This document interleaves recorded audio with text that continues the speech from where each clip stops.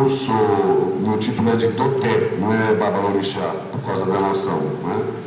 É Doté Maurício de Ogunjá, né? Se eu fosse de Queto, seria Babalorixá, tal. Se fosse Angola, teria uma Digina ou alguma coisa, né? Tata Dinguice, que eles usam um nome africano. Eu tenho a obrigação de zelar já estou terminando, zelar pelos altares sagrados que nós temos. Então, toda semana estamos lá cuidando, tá bom? Fico para as perguntas que estão me cortando.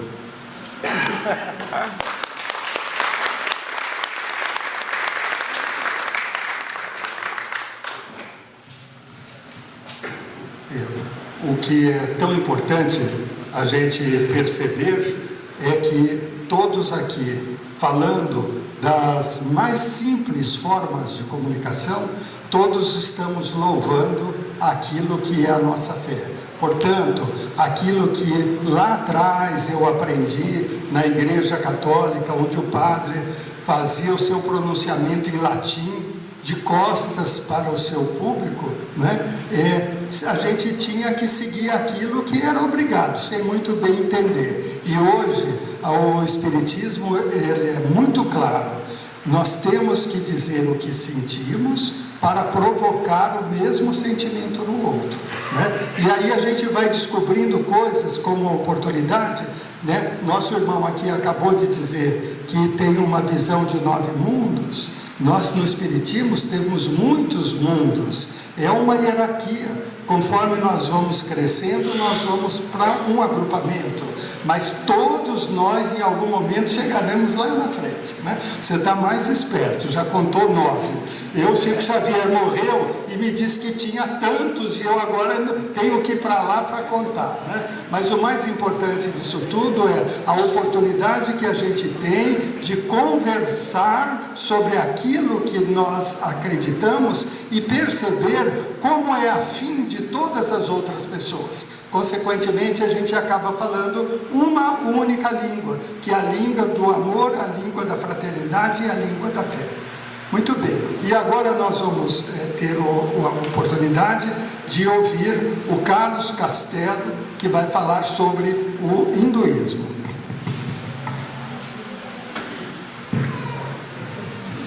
Boa noite a todos. Bom, em primeiro lugar, eu preciso falar uma coisa, né? O querido irmão falou que a gente tem que falar o que a gente está sentindo. Eu estou nervoso para burro, porque eu sou colega da casa aqui. Eu estou no curso de mediunidade que começou agora há um mês. E esses homens têm uma história, né, da religião que eles pregam, lindíssimos discursos. E a Carmencita sentiu no coração de falar: amigo, você é iniciado em yoga? Eu vou explicar a yoga e o hinduísmo, a diferença. A yoga, na verdade, é um segmento. Então, eu queria compartilhar com vocês que eu estou bastante nervoso, mas eu vou fazer o melhor que eu puder aqui, tá bom?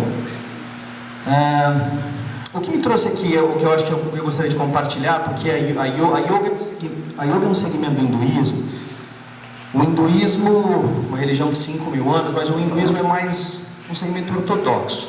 Os hindus, eles fazem rituais aos mesmos deuses que as pessoas da yoga entendem de uma forma mais metafórica, mas não, existem os cultos, mas o hinduísta acredito que fazer mais petições. É uma religião mais petitória. Você escolhe o Brahma, Shiva, Vishnu, Krishna, entre todos, Parvati, e eles escolhem um ou mais deuses e ali se fazem os seus rituais em prol do que se entende como bom para essa própria pessoa. No segmento esotérico, a yoga, ela é como se fosse a cabala do judaísmo ou a gnose do cristianismo para o islamismo. É uma religião que vai tentar estudar, um segmento filosófico, como o budismo, que vai tentar entender mais do que apenas as divindades hindus em si.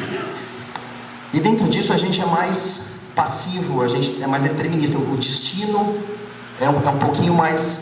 a gente espera que as nossas próprias intuições que nos levem ao nosso... O futuro já está um pouco descrito. Esse é um cerne, eu acredito, da yoga. Existe um deus chamado Shiva, o filho dele chama Ganesha, que é o elefante. E no meio do casamento de Ganesha, um dos 7 rishis, que são os 7 sábios, fez a pergunta crucial que eu acredito que a yoga questiona, que é sobre livre-arbítrio ou se tudo é destinado. E o Shiva disse o que ele acreditava. E o Rishi falou: eu acredito que estamos todos dentro de um jogo, que é um jogo de um Deus chamado Vishnu, que nos mantém. Krishna, que é uma entidade mais conhecida também, ele é uma das encarnações de Vishnu. E ali se questiona isso aí, o determinismo, se tudo é destinado ou se o livre-arbítrio é real. E para ele acredita que tudo é destinado. Nós somos meros joguetes ali desse jogo e a gente deve pensar ou ter as sacadas do que vai acontecer com a nossa própria vida. E o Ganesha, que é o filho de Shiva, também tem a oportunidade de falar o que ele acha. O Ganesha diz que não, que os seres humanos têm a oportunidade de pensar e de co-criar com a criação e sim ter o livre-arbítrio. E aí todos olham para Shiva e perguntam: e aí, qual é a resposta? E ele não responde, mas ele fala sobre o caminho de sannyasi, que é o caminho de retirância, e ele fala sobre vairagya, que é a condição de tirar o colorido do mundo. Tipo, o mundo seria uma grande ilusão, e quanto menos você for apegado ao mundo, que chama parigraha, quanto mais apego, mais sofrimento. Dentro disso a gente segue mais as intuições. Eu falei tudo isso para falar que quando a Carmesita falou: você topa falar de hinduísmo? Eu falei: né, a gente tem que falar, acreditar aqui dentro do destino, enfim, aqui estava escrito e aqui estou eu. Mas eu nunca fiz um discurso assim, nunca falei nem mesmo sobre yoga. Eu nem mesmo sou um hindu. Eu tenho uma história também de brasileiro, acredito. Eu fui católico de criança, depois a minha família virou evangélica. Depois eu tive questões dentro do cristianismo que eu não aceitava muito. Eu acabei fazendo uma faculdade de teologia em São Bernardo, uma faculdade metodista, fiquei 2 anos. E ali eu tenho as minhas respostas sobre o cristianismo e me afasto um pouco, assim, enfim, principalmente pela questão da terceirização da salvação, onde ali você tem um Deus que morre por você, e eu achava que eu tinha que ser mais responsável pelos meus atos, enfim. E ali, o que eu acho mais legal que me trouxe aqui hoje, o meu maior desafio na minha vida é um problema de coluna que eu tenho. O ano que vem vai fazer 20 anos que eu tenho travas de coluna. E eu estou aqui no centro hoje por esse motivo. Inclusive eu vim numa quinta. Eu estou passando por um processo de cirurgia espiritual com a Carmesita e os seres superiores maravilhosos que me ajudam. E estou até com os esparadrapos ainda. E isso que eu acho, isso que a yoga prega, assim, o que é bom e o que é ruim, o que é o certo e o que é errado, assim, se eu tenho discernimento suficiente para saber o que é bom para a minha própria vida. O meu maior desafio, que é o meu problema de coluna, me levou para yoga, que é o meu conceito, que é a minha ideologia de vida, e me trouxe para cá também, para estar hoje tentando discursar um pouquinho sobre isso. Enfim, depois até descobri, eu quero até fazer a primeira pergunta, se eu puder. Eu descobri que eu tenho, na minha coluna, eu tenho um chip vivo, enfim, que se alimenta de mim. Eu achei isso primeiro, eu falava: uau, isso é muito Marvel, assim, isso é terrível. Mas depois eu penso, então, a yoga, a gente tem que discernir se isso é bom ou ruim, né? Eu pensei, falei: bom, se tem um querido dentro de mim, que eu não acho que ele está fazendo de graça, ele não deve ser mal. Eu falei: ele deve estar se alimentando de mim, deve ser a alimentação dele. E eu pensei assim: eu sou muito pior que ele, porque eu me alimento há 20 anos de seres também. E eu preciso de seres que morrem ainda, e eu estou vivo. Então, depois vocês me explicam se esse ser é muito ruim, mas... E o querido mestre disse que eu vou tendo um trabalho a entender o porquê que eu estou com isso, não vai ser agora que vai sair. Mas essa passividade que eu acho que é importante falar da yoga, a gente vai ter aí no hinduísmo. Então vamos lá, o hinduísmo começa 5.000 anos atrás, numa região ali dos Himalaias, no pé dos Himalaias, da onde também, enfim, o senhor do Siddhartha era um indiano, né, na época, e depois ele até se torna um yogi mesmo, que a gente acredita. E ali você tem a região da Índia, que acho que a maioria sabe, mas existe o país índio. A diferença entre indiano e hindu: o indiano tem cristãos indianos, muçulmanos indianos, é quem vive na Índia, e o hindu é quem realmente tem as entidades ali, principalmente Brahma, Vishnu e Shiva, como seres, como seus deuses, como as suas divindades. Dali, 3.000 anos antes de Cristo, existe uma tradição oral chamada os Vedas, são 4, 3 deles foram ditados pelo Senhor Brahma, pelo Brahma. É porque existe um ser chamado Brahman, que não é um ser, esse é o Deus Supremo, é o Criador de tudo e não se entende Brahman, né? A mente humana não se entende Brahman. O que dá para se entender é a trindade hindu, que é de Brahma, Vishnu e Shiva. Brahma seria o Criador, meu mestre disse que até existe uma hipocrisia na Índia, que existem pouquíssimos templos para Brahma, porque Brahma disse que já criou e ele não atua no mundo. Quem vai atuar é Vishnu e é Shiva. Então, os templos são muito mais para os outros que podem atuar. Então, os seres humanos podem pedir para esses dois as suas coisas. E para Brahma, como ele não faz nada para ninguém, porque ele já criou, existe essa coisa de ninguém querer adorar um Deus só por gratidão de ter construído tudo. Então, você tem Brahma e você tem o Shiva. O Vishnu é o mantenedor do mundo. E esse mundo seria a lila de Vishnu, ou a brincadeira de Vishnu.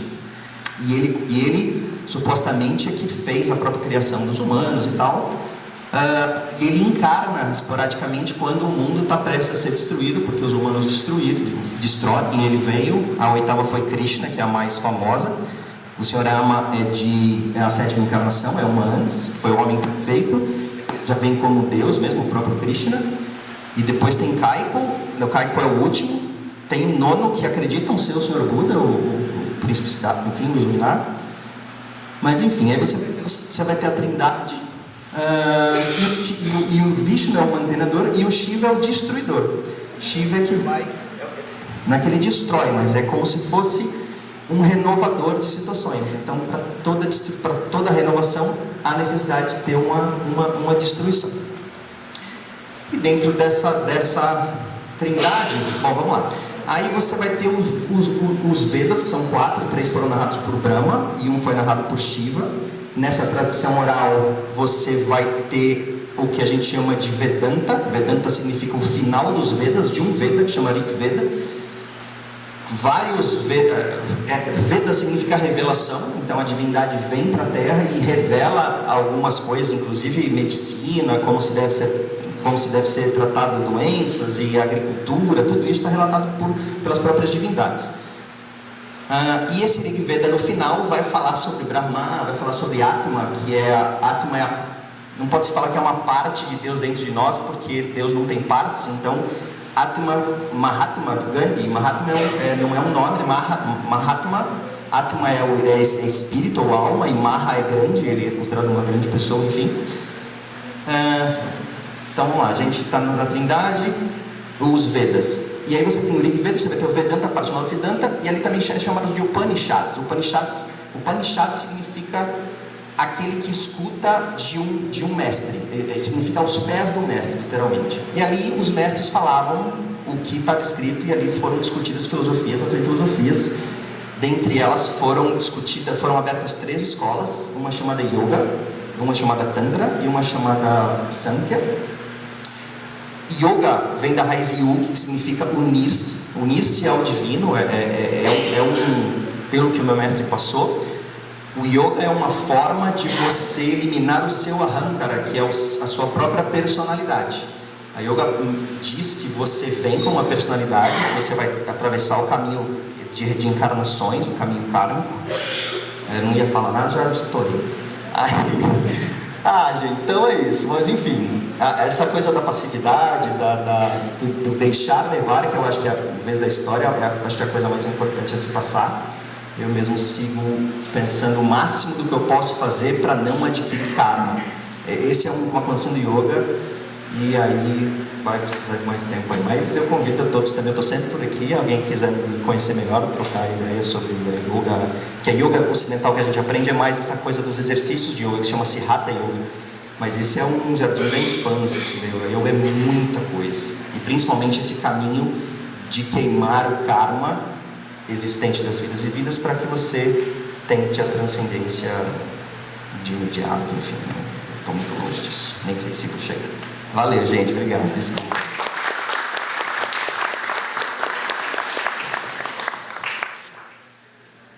psicólogo velho sempre sabe que aquele que se apresenta nesta simplicidade em dizer: estou nervoso, não sei muito bem como vou dividir isso tudo, se prepara que ele sabe muito, não é? Então é só uma questão de engatar a primeira marcha, depois tudo vem naturalmente. E agora a gente vai pedir então ao Bruno, que vai falar sobre o xamanismo.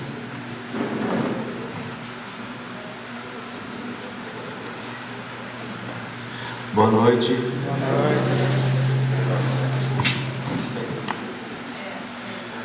Xamanismo. Quem já ouviu falar? Até que tem bastante gente. Xamanismo nada mais é do que a medicina indígena, a forma indígena de cura. Xamanismo vem da palavra xamã, que significa pajé, curandeiro. Alguns questionam ou pensam: xamanismo é religião? Não, é uma filosofia de vida. Só que o que a gente busca? A autocura. Entender que nós mesmos podemos fazer a nossa cura. De que forma? Buscando nos melhorarmos como pessoa. Que não adianta nada eu ir para um ritual, eu passar por uma pagelança, eu tomar um banho de ervas, eu tomar um chá, se eu não mudar, se eu não buscar a minha melhora. Como eu posso ser uma pessoa melhor? Aonde estão os meus erros? Então a gente parte deste princípio.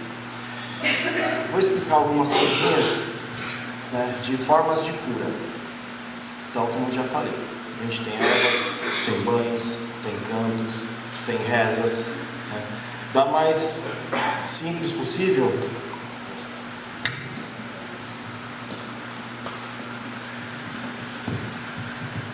um cachimbo. Aqui é um simples cachimbo. Só que com ele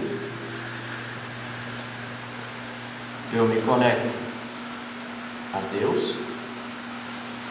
Eu posso fazer uma limpeza em mim. Eu posso limpar uma pessoa. Com um xamã, eu posso trabalhar uma pessoa em sonho.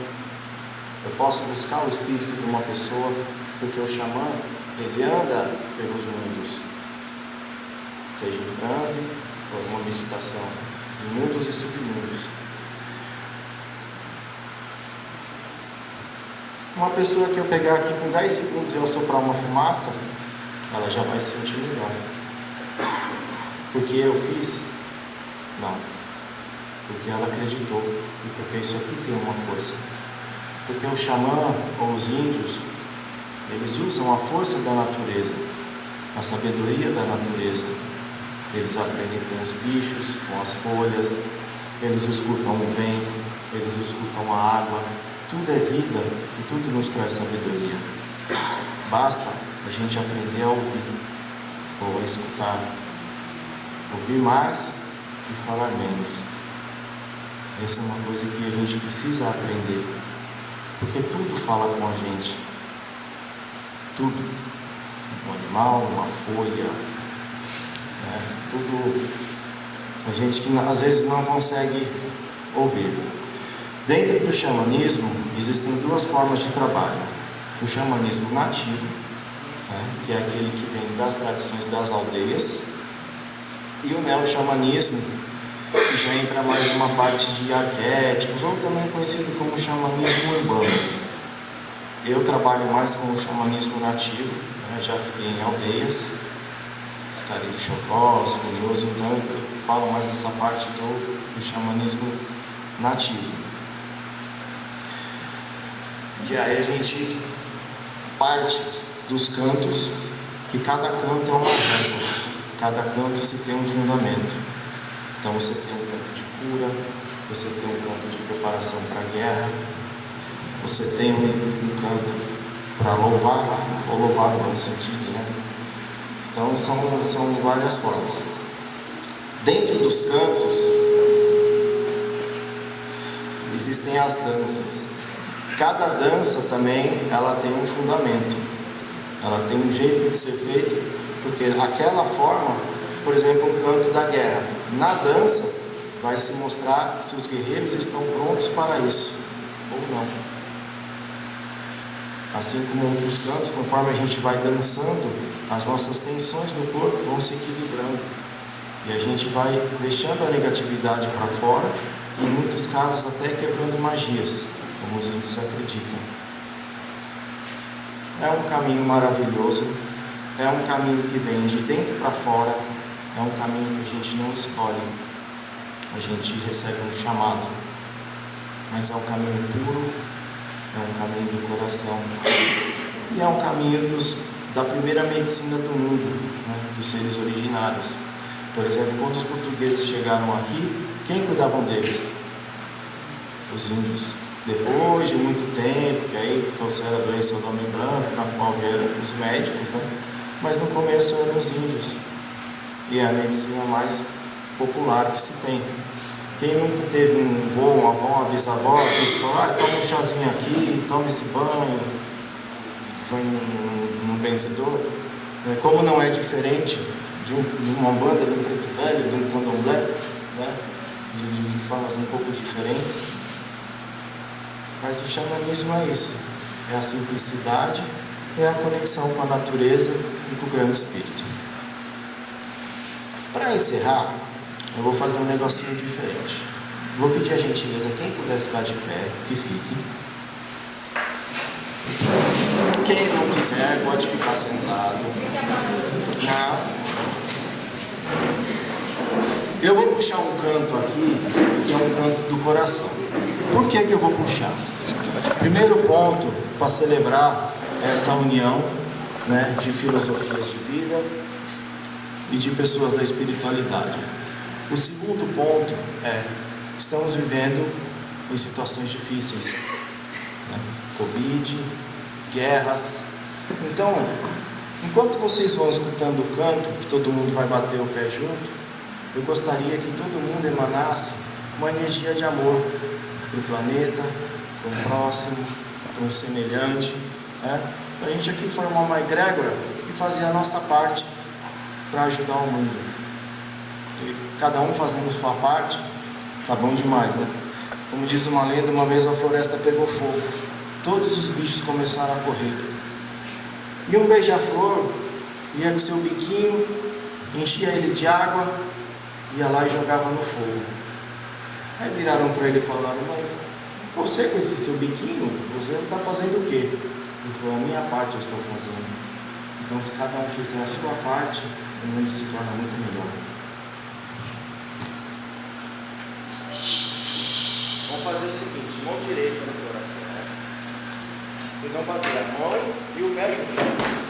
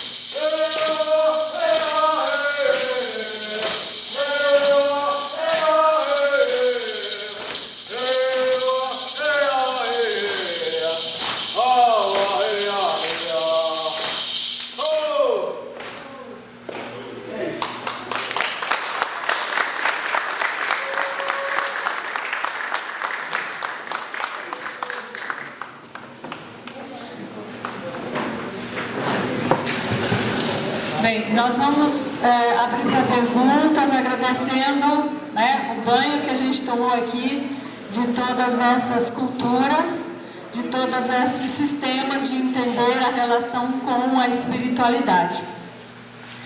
Então a gente vai atender por ordem. Se alguém erguer a mão, né? Então a gente segue uma sequência, tá bom?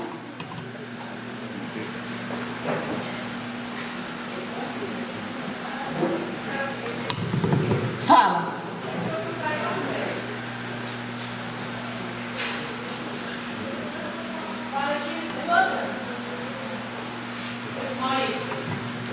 É sobre o candomblé. Eu queria saber se o candomblé tem o sacrifício de animais, e se tiver, o porquê.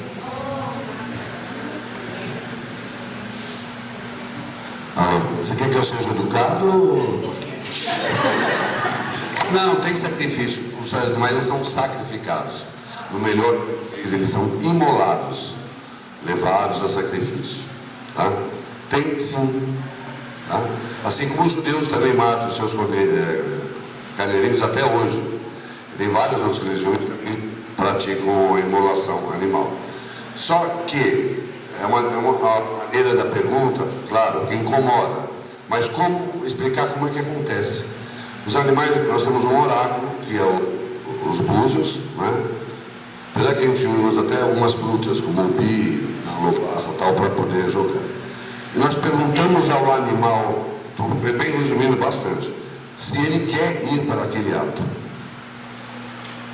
Tá? Eu já vi e já passei por situação do animal não querer ir, respondendo no oráculo. Tá? E ele é substituído. Tá? Cabrito, que todo mundo sabe, a gente faz reza com a erva, ele mastiga e ele vem andando.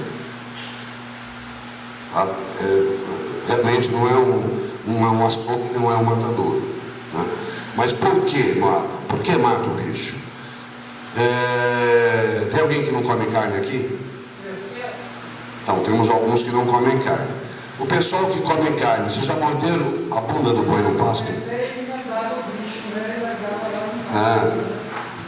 Então, o animal, só brincando que eu falo com isso, de morder a bunda do boi no pasto, né? Porque você come carne, cara, não ser hipócrita, porque no açougue o bicho não veio. Respeito quem não come, na nossa família temos filhos e netos que não comem.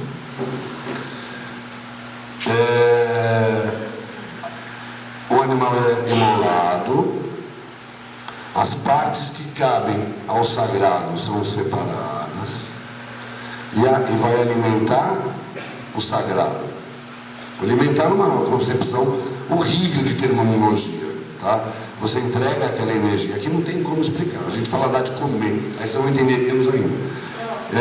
A troca da energia. O orixá precisa daquilo? Não. Aquela energia é para você mesmo, para retornar para a sua vida. Tá? Então a parte da imolação e das partes que cabem a ele, eu expliquei. E a carne? A carne, eu alimentei o espírito. Né? A carne alimenta o corpo. Porque o animal imolado, a carne é tratada e é feita, cozida, assada, como você quiser. E normalmente com o candomblé, uma festa de candomblé, ele fala festa de candomblé, fala festa. Né?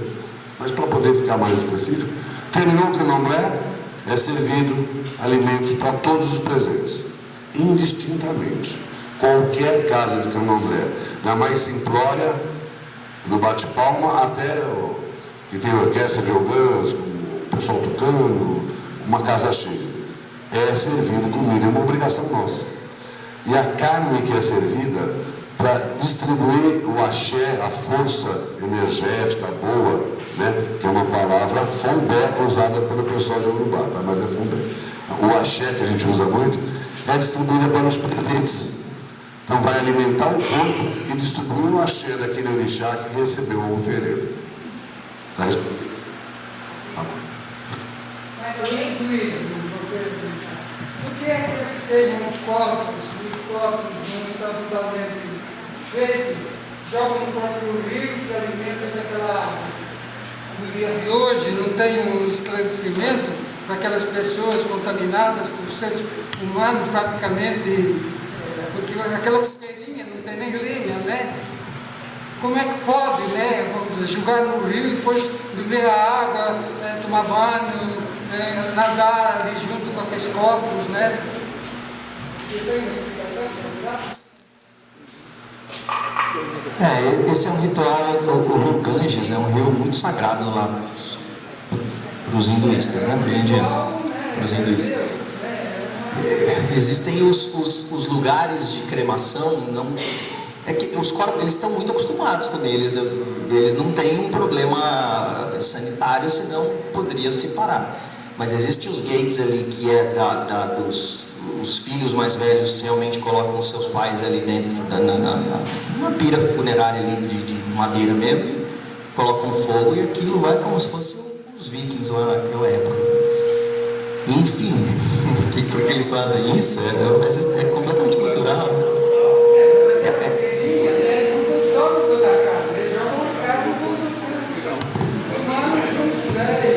Posso falar?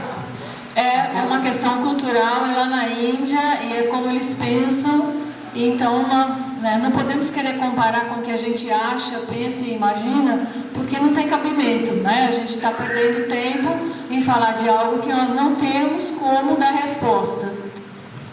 Existe uma ritualística que parece muito ruim para o que a gente pensa. Tem uma ritualística que um monge fica ao lado de um corpo que perdeu, eles ficam fazendo as orações até que a alma também saia, o monge sabe que aquela alma não está mais ali e aquele corpo vai ser despedaçado e dado a abutres como forma de renovação também.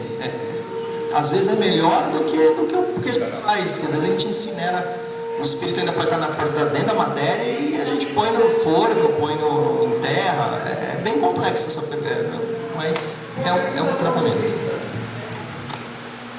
O budista, de uma maneira geral, né, ele vive em duas sombras, né? Então ele fica na pose lá do budismo, né? Entende? E de uma maneira geral, tudo que eu vi na televisão, né, os vídeos, né, o que eu vi veio muito que fala do budismo também no espiritismo. Por que, de uma maneira geral, eles são todos obessos? Obessos? Você não é. Você é pecado, não é? O senhor não está pertinho deles. Eu estou assistindo em 2 dias no espíritos, entende? Eu estou vegano. Agora eu queria saber porque eles são sentados, né? Só comem verdura, né? Porque eles não comem animal, não comem carne. E não são vegetarianos. Não, mas não, eles não são obesos. Eles não ficam só sentados também. No monastério nós temos muito trabalho. O ritmo do monastério é muito intenso. As atividades começam às 4:30 da manhã e vão até às 10 da noite. E essas atividades, dentro do budismo Vajrayana, que é o que eu sigo, o budismo tem 3 grandes escolas: Hinayana, Mahayana e Vajrayana. E a Vajrayana, que é o budismo tibetano, também tem a yoga lá dentro, que ela não é ensinada fora do monastério.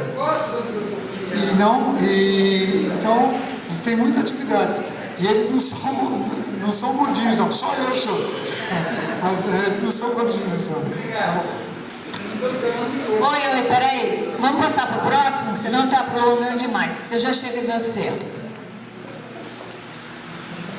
Boa noite. A pergunta quase que é geral aí na mesa é: eu estou aqui para ser menos ignorante.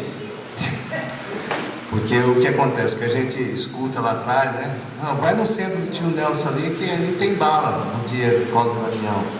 Né? É assim mais ou menos que a gente aprende como criança. E a gente não sabe direito.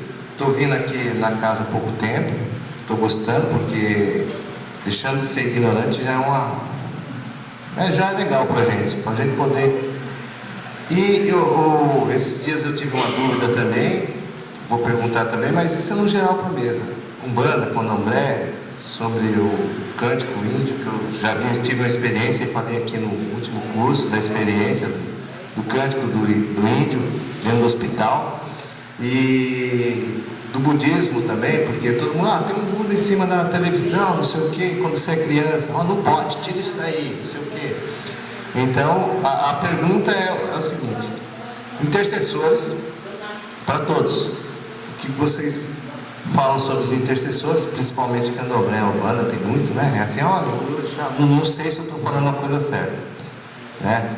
E na Igreja Católica tem já, na protestante não existe, mas sim. E outra coisa, a gente aprende lá, olha, não vai lá não, esquerda, ou direita.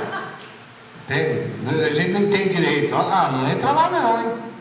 Olha, na esquina não, fez mal, você nem sabe o que é, não, passa de longe. Então eu queria um pouquinho, se alguém pode falar sobre os intercessores, sobre esse esquerda e direita, orixás e maldade. Existe ou não essa maldade dentro?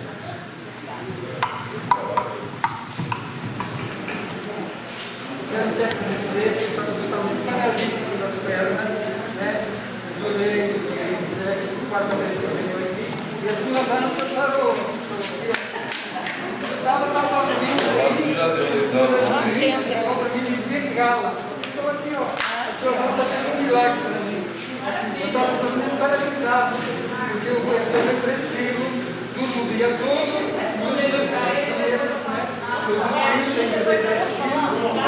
Deus te abençoe. Está aqui participar da doação. Deus te abençoe, vai estar em paz, vai estar de saúde. Obrigado pela conversa. Alô. Boa noite, eu não queria falar não. Meu nome é Eliane, da Casa de Iemanjá de Peruíbe. Como o Doutor já falou, também sou feita no Candomblé, né? Quem assistiu o carnaval e viu aquele Exu na avenida? Mas quem já viu o Exu pessoalmente? Incorporado? O resto então nunca viu uma entidade de Exu incorporado. Tá. Quem daqui frequenta aqui mesmo? Aqui, as sessões. Tem sessão de desobsessão aqui? Tem, né? Quem já ouviu um obsessor sendo doutrinado? São partes da nossa espiritualidade muito bonitas, né? Eu acredito que enquanto cada um falava, foi passando um filminho na cabeça de todos nós. Na minha, então, e eu não falo bonito como esse pessoal. Na minha, então, foi uma trajetória muito grande. Eu sou católica de berço. E aos 9 anos de idade, a minha mãe falou, não vem para casa hoje, vai para casa da amiga. E eu esqueci. E fui para casa a pé, com 9 anos. Achando um absurdo, porque eu não tinha celular, né? Minha mãe não estava na porta do colégio. Só que quando eu abri a porta da cozinha, que ela nunca estava fechada, eu abri a porta da cozinha e me deparei com uma entidade trabalhando no Exu dentro da minha cozinha. Desmaiei, com 9 anos de idade. Era uma loira pior que eu, toda vestida de preto, com toda a pinga, com todo o marafo, com todos os seus apetrechos de trabalho, ali tentando fazer o bem, tentando não, fazendo bem, na minha casa, porque a minha mãe não tinha coragem de ir no centro de Umbanda. Então a minha tia trouxe a médium na minha casa e elas estavam fazendo um trabalho na minha cozinha. E eu achei aquilo tão do diabo que eu desmaiei. E acordei com o Exu me dando na cara, falando acorda porque eu estava te esperando. Eu não vim aqui contar a história, mas eu acho que a trajetória nossa aqui nessa vida, ela só vai para um lugar. que é o nosso bem-estar espiritual, nosso crescimento espiritual. Por isso que nós temos um Deus tão maravilhoso. E meu preto velho me ensinou uma coisa muito maravilhosa. Você tem a preciosidade que Deus deu para cada alma. Você pode passar várias encarnações e mudar de religião, de doutrina, de filosofia, porque você está num crescimento espiritual. Você pode até mudar os mensageiros que estão com você trabalhando, mas você nunca vai perder uma companhia na vida em nenhuma encarnação. É o seu anjo de guarda. Esse vai ser eterno de todas as suas reencarnações. Você pode vir, voltar budista, pode. Aliás, agradeço muito uma amiga que, por ela ser budista, eu fui estudar na época e gostei muito. E a gente esquece, a gente acorda e nunca fala com o anjo da guarda. A gente passa por religiões, a gente lê livro, quer tá em seita aqui, faz meditação ali, faz coisas, mas cadê o anjo da guarda? Cadê a sua proteção? Pode ser que muita gente não esteja concordando comigo, mas o meu guia mandou eu levantar e falar isso mais uma vez. Ore para o seu anjo de guarda. Ore. É Ele que vai te dar proteção. É Ele que vai te dar luz. É Ele que vai te dar mais sabedoria para ver qual caminho você vai seguir. Agora falando do Exu, né? O Exu faz. Não estou fazendo propaganda, tá? Mas o meu Exu nasceu assim, né? Porque com 10 anos eu comecei a receber Exu lá na minha casa de Umbanda, que eu comecei a frequentar. Com 11 eu trabalhava com Pena Branca, que é meu caboclo, que ensinava cada banho, que eu não entendia nada de erva, gente. Eu nem tomava chá de camomila com o diabo da minha avó. E meu caboclo falava que era para tomar banho de manjericão com cipó, não sei das quantas. Como eu não podia acreditar numa coisa que eu não sabia. Aí com 11 anos eu comecei a ir, continuava, lógico, na missa todo domingo, porque meu pai não podia descobrir que eu estava indo na Umbanda. Nunca, jamais. Eu comecei a ver os mortos dentro da igreja católica. Via meu bisavô do lado da minha avó, via. Até um dia que eles começaram a vir falar para mim que ia morrer. E começaram a morrer mesmo. Aí eu comecei a ir em centro espírita, desenvolver outras mediunidades, porque aquilo também estava me chamando. Porque eu estava vendo muito, né? E a Umbanda, às vezes, naquela época, 50 anos atrás, não dava tanta explicação. Então a gente tinha que dar uma andadinha, né? Fui batizada com 15 anos na igreja do Brasil, evangélica, porque se meu pai não podia descobrir que eu era umbandista, eu estava fazendo uma coisa do inferno, né? Fui ser evangélica, já que não adiantou nada.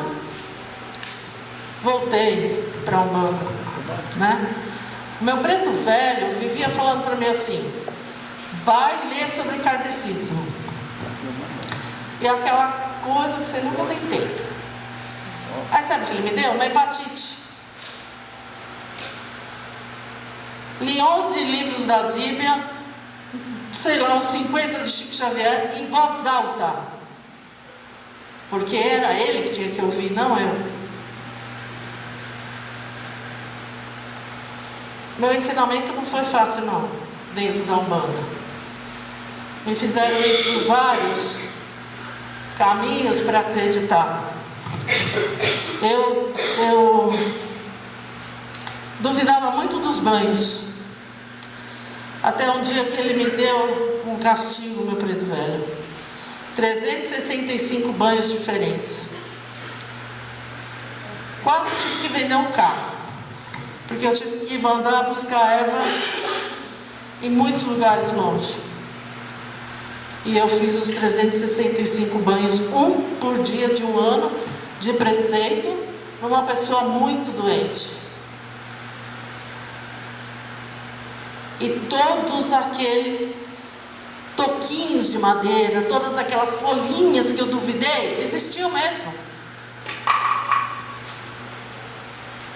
Então, o que a gente não acredita? O que a gente procura? O que a gente faz? Tudo errado. A gente acende a vela do anjo da guarda e olha para ela todo dia. A vela do anjo da guarda está acesa, ele está bem. Quem está bem? Você está bem? Eu estou bem? O anjo é a única pessoa que não precisa de luz. Aquela vela foi acesa para a gente lembrar que a gente tem que se conectar. Religar. De religião. Né? Muita gente chega em casa, não é? Vem, eu falo assim, espírita e vai embora. Não sabe que não banho. Não sabe fazer uma reza. Não se interessa. Vem aqui. Gente, eu não estou agredindo ninguém. Eu estou falando porque a gente tem que mudar. Não adianta eu vir aqui, deixar meus obsessores aqui e não mudar minha prática lá fora. Não adianta, eu vou trocar de quê? De blusa? De obsessor. A cabeça da gente é a nossa sentença, de boa ou ruim. Eu precisei de uma pandemia. Eu precisei de todos os meus guias chegarem para mim e falar assim: fecha a casa. Porque a maluca não ia fechar. Isso tudo aconteceu antes da pandemia. Fecha a casa. Fiquei doente, porque ele mandou fazer isso. Como assim? Estou fazendo aniversário de 50 anos de Umbanda, você manda fechar a casa? Porque eu discuto mesmo com eles. É para fechar a casa. Desmonta a casa. Não é fechar a porta. Desmonta. Você está louco? Estou. Desmonta. Um mês e meio depois veio a pandemia, coisa que ninguém sabia. Eu não sabia. E eu ia abrir a porta para o primeiro, segundo, terceiro que viesse lá passando mal. Eu ia abrir, eu ia pôr todo mundo em risco, porque eu sou meio maluca na bondade, vamos dizer assim. Aí eles falaram assim: você não vai ouvir a gente. Um ano sem quase ouvir meus guias.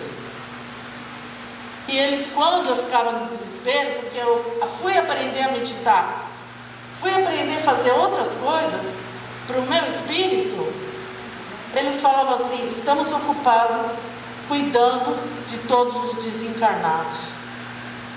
Todos nós estamos ocupados cuidando dos desencarnados que estão desesperadamente sem luz, sem caminho.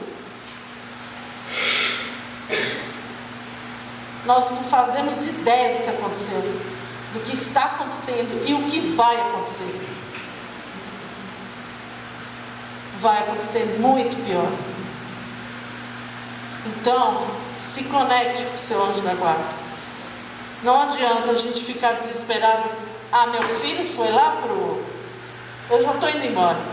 Meu filho foi lá pro centrinho. A mãe tem que saber rezar para o anjo da guarda. O pai tem que saber rezar para o anjo da guarda. Mas o mais importante, ele tem que ensinar o filho a orar para o anjo da guarda. Tudo bem, tem religiões que não acreditam no anjo da guarda, né? Mas é a minha. Obrigada, gente. Eu nem sei se eu te respondi, mas eu falei.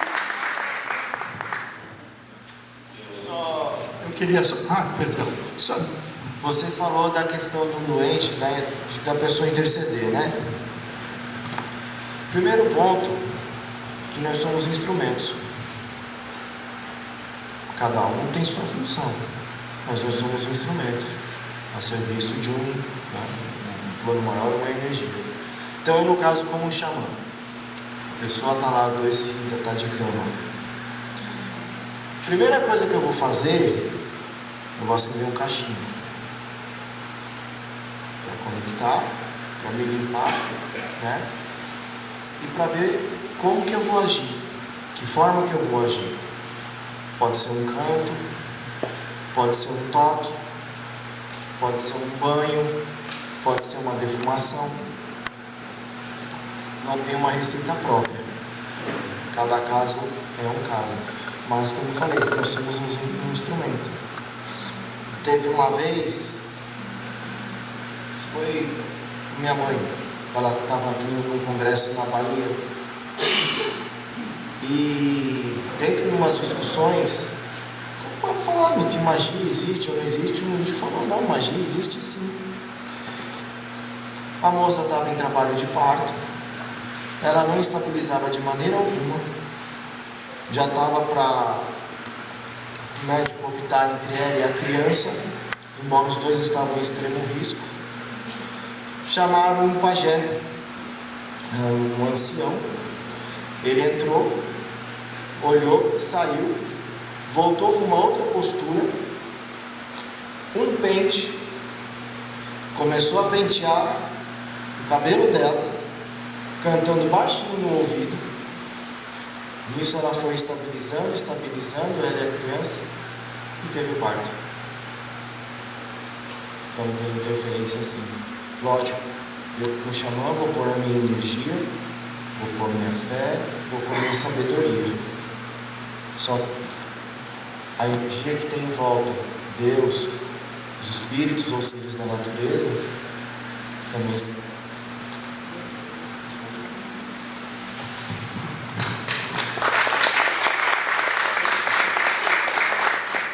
Eu queria fazer uma pontuaçãozinha muito rápida, porque eu não queria perder a oportunidade. O que aconteceu há pouco, a gente tem que fazer um registro e também agradecer, né? Essa moça traz, sem orgulho nenhum, sem vaidade nenhum, uma experiência de vida dela, muito privada, que ela poderia guardar, mas abre para todos nós, para que pudéssemos aprender com a experiência. Ela trouxe de tão pouco tempo atrás um fato, um trabalho espiritual, onde se fazia escondido, onde não se poderia citar. Em tão pouco tempo, trabalhando tudo isso tão às claras, hoje a gente percebe que religiões que faziam exorcismos para os obsessores, hoje nós fazemos desobsessão.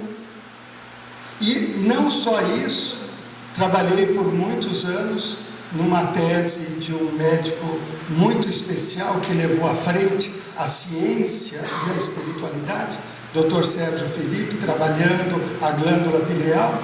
Com todo o desenvolvimento dele, hoje nós temos um ambulatório no Hospital de Clínicas e também temos no nosso CID-10, que é a identificação de cada patologia, o F44.3, que identifica pessoas que têm distúrbios de mediunidade.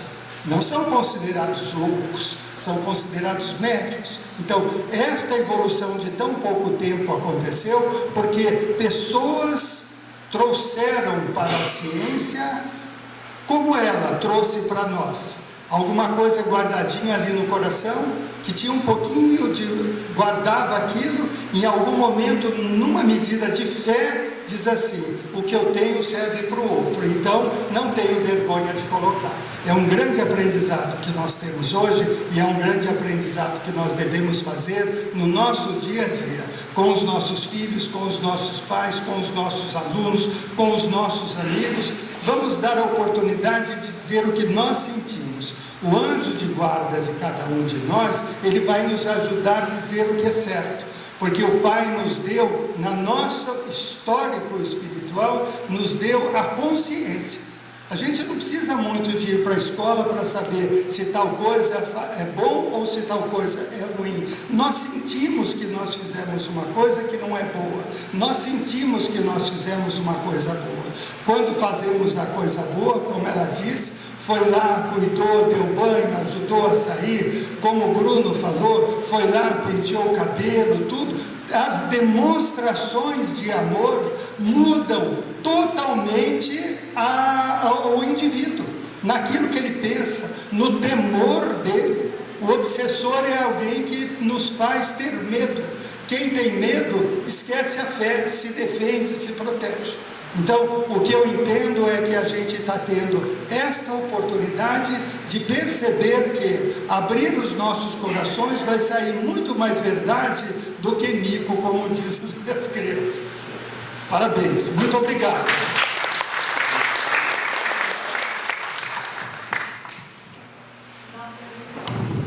Nós temos mais 2 perguntas, né? Uma é aqui, você?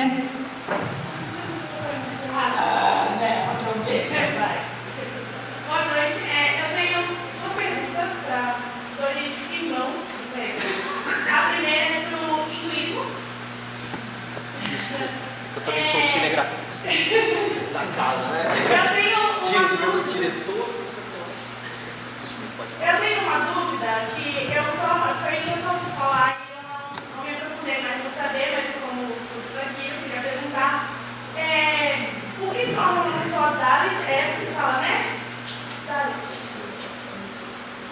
E por que elas são consideradas pessoas sujas?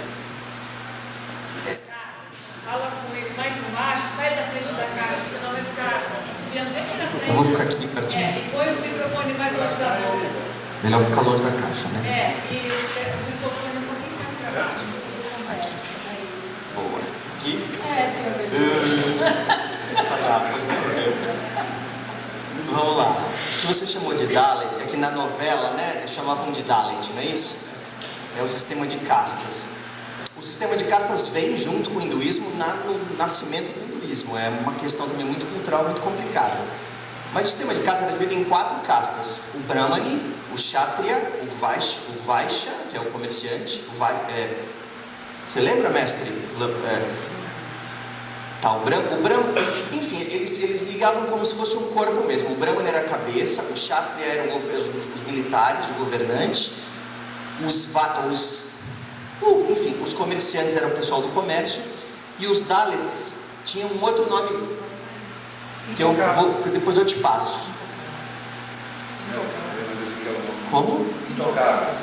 Em português aqui também tinha o nome, mas vamos lá, os intocáveis. A gente vê um preconceito achando que o servidor é o pior, mas o Brahmani, ele não podia ter nenhuma posse.